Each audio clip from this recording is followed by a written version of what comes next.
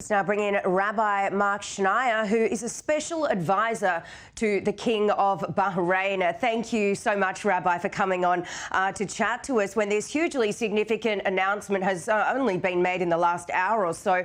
Tell me, how do you see this playing out? What do both sides have to really gain from normalizing ties? Well, it's a remarkable development, and what both sides have to gain, that this will open up great opportunities economically, in terms of healthcare, in terms of telecommunications, technology, tourism. It's a win-win for both sides, and it's truly a remarkable, extraordinary day.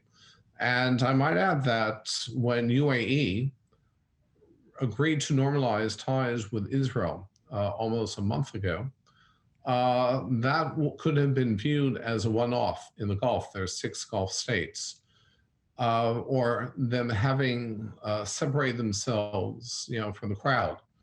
When you have 2, UAE and Bahrain, that's a trend. And I know it's a trend that's going to see other Gulf states that will follow. So, Rabbi, you've just said other Gulf states may follow suit. Tell me, who do you believe could be next in line to follow the lead of the UAE and Bahrain? I believe next in line will be Oman. Never underestimate Qatar. Qatar, for years, has been the only Gulf state to work publicly with the state of Israel in terms of bringing humanitarian aid to Palestinians in Gaza, not only with the blessing of the Israelis, but at the request of the Israelis. The Kingdom of Saudi Arabia, I believe it's more of a generational issue. Kuwait will probably be the last one, the last country to follow the others. But it's no longer a one-off situation. 2 is the beginning of a trend. It's now a crowd. It's a crowd that's just going to grow in participation and in people making this extraordinary commitment. And Rabbi, tell me, how long has this clandestine relationship been going on between Israel and Bahrain? Oh, for years. Since I first met with His Majesty King Hamad in the palace in 2011.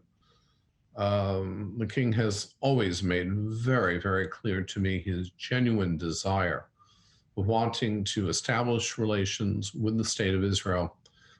There is no Gulf leader who is more deserving of this recognition than the King of Bahrain. It was the King of Bahrain who led the GCC between 2013 and 2015 of legislating Hezbollah as a terrorist organization. How many times has the King of Bahrain said to me, Rabbi, our only hope for a strong, moderate Arab voice in the Gulf is a strong Israel. So it was just a matter of Israel and Bahrain just coming to more public official terms. But there has always been this underlying goodwill and understanding between the 2 countries. So, Rabbi, tell me, how far will this go, in your beliefs, in sort of facilitating a more peaceful Middle East? The momentum is on the side of peace. And now, we have 2 down, 4 to go. I had predicted right after, even before the UAE Accord, I said that by the end of 2020, there would be 2 Gulf states that would normalize ties with Israel. And again, it's the beginning of a new trend, a new chapter, a new region, a new Middle East. It's a very, very remarkable and historic time. All right, so looking forward now, we can expect these leaders, to travel to Washington this coming week, where the UAE and Israel will be signing that agreement. And I guess we can expect Bahrain to be on board there as well. I believe that the Foreign Minister of Bahrain will be in Washington. Of course, I spoke with the ambassador. I know he will be there.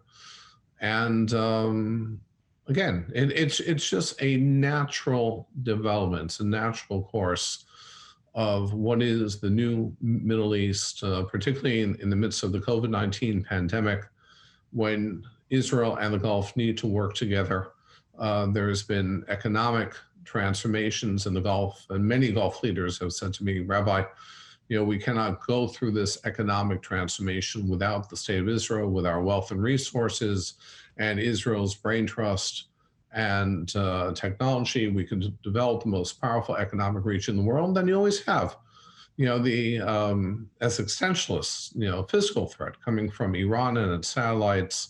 So it was just a natural development, and it's really we're living in some very historic and some very exciting times. We certainly are. Rabbi Marc Schneier, thank you so much for coming on to chat to us following this very significant announcement. My pleasure.